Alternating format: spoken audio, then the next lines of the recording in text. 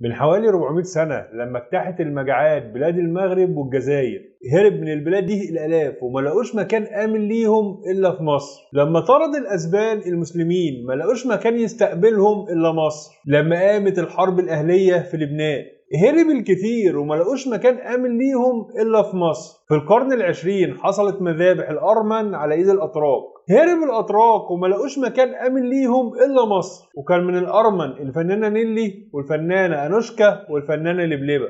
أما اليونانيين في الحرب الأهلية والإيطاليين في الحرب العالمية الأولى والثانية هربوا من بلادهم وما لقوش مكان آمن ولا أجمل من مصر عشان يعيشوا فيه. حتى آخر ملوك إيطاليا اختار مصر عشان يموت فيها، وآخر ملوك إيران الشاه محمد رضا بهلوي ما لقاش غير مصر تستقبله وقضى آخر سنة من عمره فيها. أما أعظم ثائر كونغولي وبيترس لومومبا لما قامت بلجيكا بقتله تم تهريب أبنائه لمصر عشان يعيشوا فيها. أما أطهر من هربت من الجحيم فكانت السيدة زينب حفيدة رسولنا الكريم صلى الله عليه وسلم والعائلة بتاعتها. ما لقوش أفضل ولا أأمن من مصر عشان تستقبلهم.